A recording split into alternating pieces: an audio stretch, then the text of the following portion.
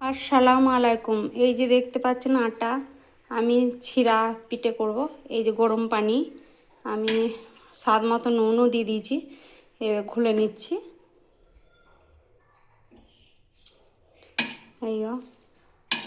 এইটা হচ্ছে গরম পানি। গরম পানি দিয়ে ভালো করে মিশ্রণটা মিশিয়ে নেব। এই যে দেখতে পাচ্ছেন আমার আটাটা ভালোভাবে ঘোলা হয়ে গিয়েছে। এরপর আমি একটু সরষের তেল ওর আটার ওপরে দিই। এই যে একটু এই পরিমাণ মতো, মানে অল্প একটু দিয়ে দিলাম, মানে লাগবে না। এই যে খোলাটা ধরাবো। এই ওভেনটা জ্বালিয়ে দিয়েছে, খোলাটাও ভালোভাবে চাপিয়ে দিয়েছে। খোলাটা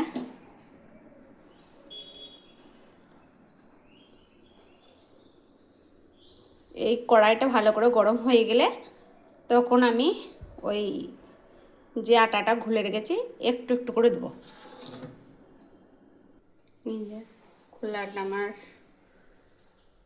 এই যে কন্টিটা গরম হয়ে গিয়েছে, একটু তেলটা আগে বুলিয়ে দিচ্ছি।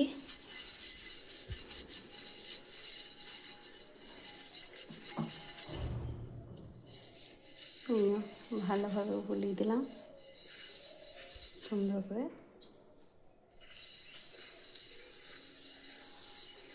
খোলা যেন চকচক করে।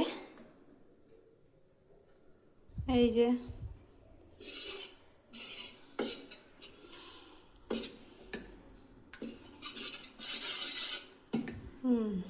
দিচ্ছি।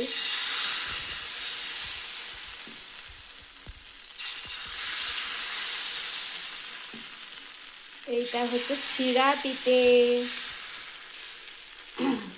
দেখতে পাচ্ছেন। এটা হচ্ছে চিড়া পিঠে, মানে আলো চেলের আটা। এটা এটা মানে আলো চেলের আটা দিয়ে চিড়া পিঠে। এই যে ভালোভাবে হয়ে গেলে আমি আবার উল্টে দেবো।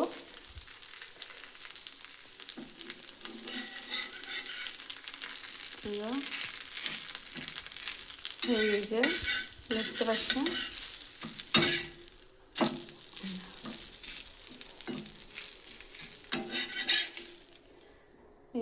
একটি পাত্রে নিয়ে নিয়েছি।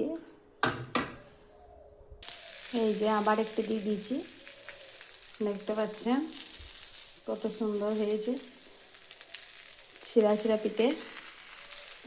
ফুলেও আর উঠছে মনে হচ্ছে।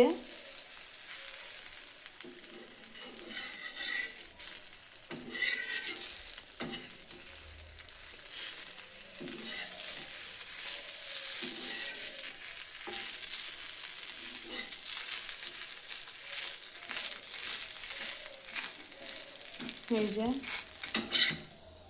তুলে নিচ্ছি একটি পাত্রে। এই যে তেল বুলিয়ে দিয়েছি, মিশ্রণটা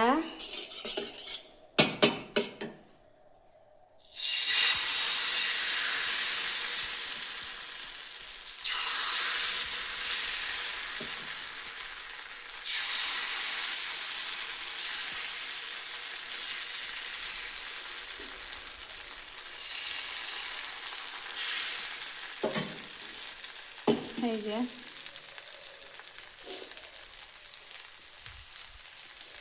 কত সুন্দর লাগছে ছিঁড়া পিঠে। ছিঁড়া পিঠে, এটা হচ্ছে ছিঁড়া পিঠে।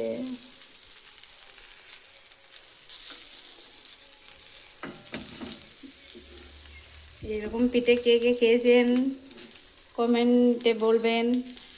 ছিঁড়া পিঠে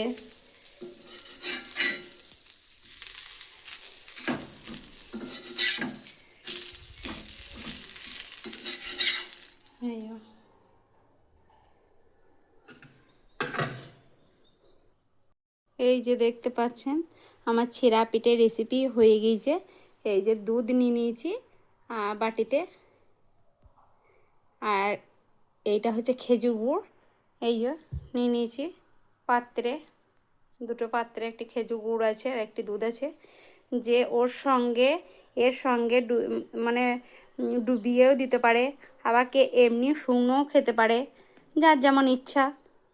কিন্তু আমি এখনও ডুবোই নেই, দুধের সঙ্গে ও যখন খাবে তখন ওরা ডুবিয়ে খাবে। আমার এই চ্যানেলটা যদি ভালো লাগে সাবস্ক্রাইব করে আমার পাশে থাকবেন। ধন্যবাদ। এই যে দেখতে পাচ্ছেন,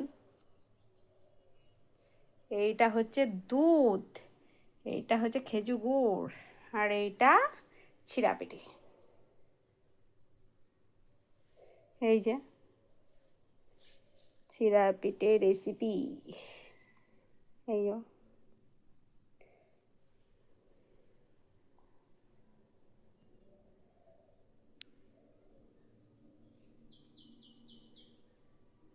যদি আবার একবার বলছি, আমার এই চ্যানেলটা যদি ভালো লাগে সাবস্ক্রাইব করে আমার পাশে থাকবেন।